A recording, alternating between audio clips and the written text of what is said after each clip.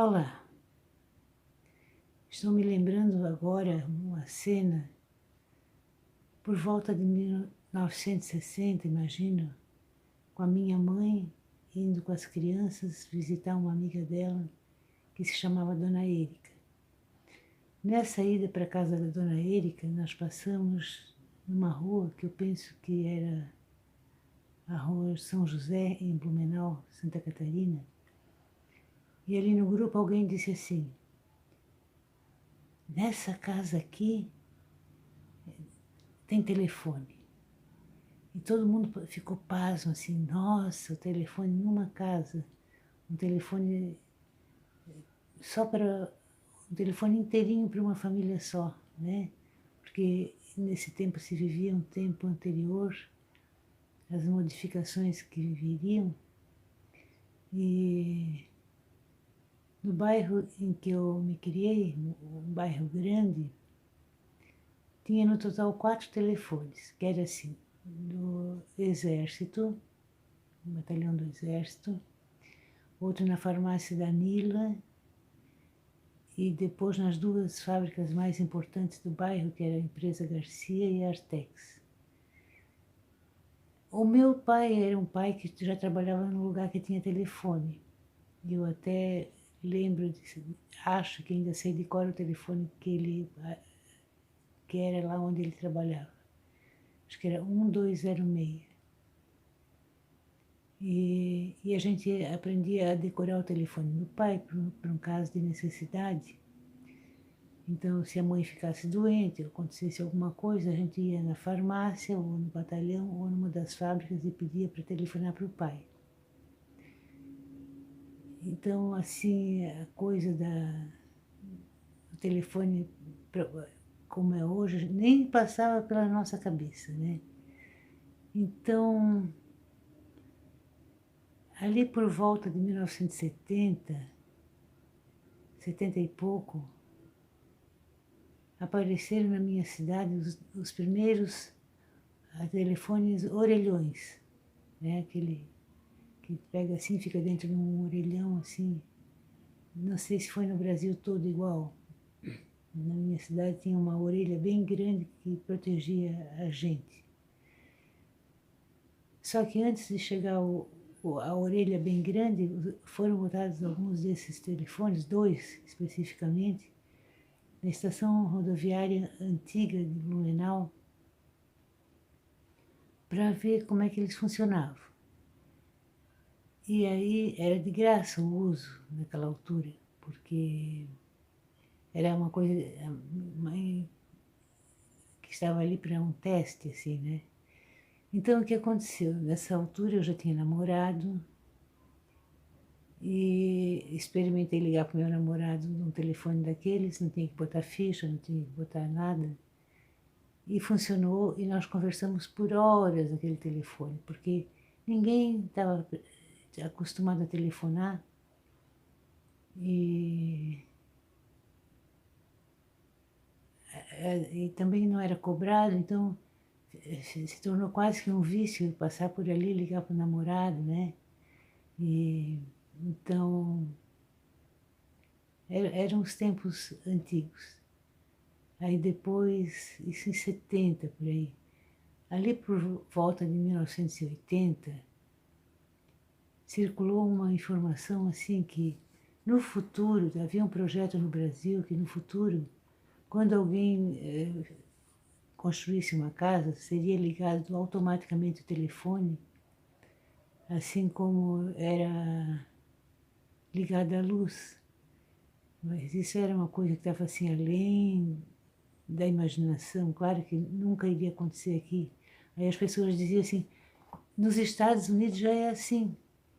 Como a gente tinha sido criado para acreditar que nos Estados Unidos tudo era melhor, apesar de não ser verdade, a gente pensa, não, nunca que vai ser aqui como nos Estados Unidos, né? Então daqui a pouco vieram os orelhões em diversos pontos da cidade, dos bairros, e aí o orelhão era cobrado. A gente comprava uma fichinha redonda, assim, que só cabia, servia para o orelhão, e colocava lá, fazia plim, aí abria para 3 minutos para a gente falar, se fosse dentro da cidade, né? Se fosse para outra cidade, aí já era tudo diferente. Era necessário um posto de serviço da empresa telefônica, era outra situação. Então, logo se aprendeu a usar o orelhão e se criavam as filas no orelhão. Por exemplo, no dia que as pessoas tinham tempo de telefonar, tipo domingo à tarde, resolviam telefonar para a namorada ou telefonar para o pai e a mãe que moravam longe, em outra cidade, e assim por diante. Então as pessoas ficavam na fila do orelhão, com as fichinhas na mão, e se a pessoa, por exemplo, ia ligar para a mãe que morava em outra cidade, ou alguma coisa assim, mais longe, nem, não botava uma fichinha só, botava já um punhado de fichinha que fazia plim, né? E você podia falar.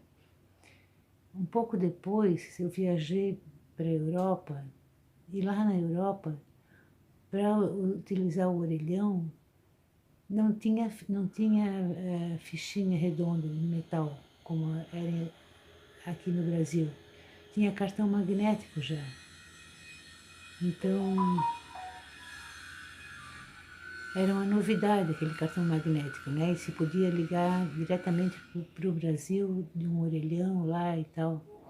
E logo mais o cartão magnético chegou na minha realidade brasileira também. E aí, de repente, todo mundo podia usar diferente o orelhão, né? Para as novas gerações isso deve ser uma surpresa, porque hoje é tudo diferente, né? Então, se ia numa banca de revista ou num bar, em algum lugar assim, você comprava um cartão com 20 minutos ou com tantos minutos você podia telefonar. E o telefone foi galgando a sua escalada para chegar no que é hoje, né? Aí por 1900, a gente estava em 80, por 90 mais ou menos, começou-se a falar, até deixa eu olhar uma anotação que eu tenho aqui. Começou-se a falar uma coisa chamada telefone celular. Como tinha bastante gente se inscrevendo para comprar um telefone celular, eu também me inscrevi. Era uma coisa caríssima, difícil, né? E quando veio a autorização para comprar o telefone celular para mim, e eu comprei mais para quando a minha mãe fosse para a praia deixar com ela para a gente ter comunicação com a mãe, porque na verdade a gente não tinha muita experiência de usar telefone celular, nem sabia para que poderia precisar. E os primeiros aparelhos celulares eram aparelhos grandes, assim, quase um caixão, assim. Eu lembro que aí teve um dia que eu tive que ir a Brasília e eu teria que levar o celular. Eu levei uma mala com as coisas que eu ia precisar em Brasília, roupa, essas coisas assim, e outra com o aparelho celular para poder ligar lá em Brasília e falar com alguém. Eram outros tempos, assim, né? Outras coisas. Depois, muito rapidamente, no final dos anos 90, chegou a internet, chegou mais facilidades telefônicas e as coisas foram crescendo. E hoje a gente está aí nessa revolução telefônica, né? O telefone hoje funciona quase como um computador, faltam poucas funções para ele ser um computador, né? E se pode ligar de um país para outro, de uma cidade para outra, se pode ter na bolsa o tempo todo. Eu sou da turma que não tem na bolsa o tempo todo. Eu vejo umas 3 vezes por dia o que está acontecendo no telefone, né? Então, só queria contar essas coisas para vocês, é tipo um resgate dos tempos em que eu fui crescendo, em que eu fui envelhecendo, né? Porque quem é mais jovem não viveu isso, não sabe, né?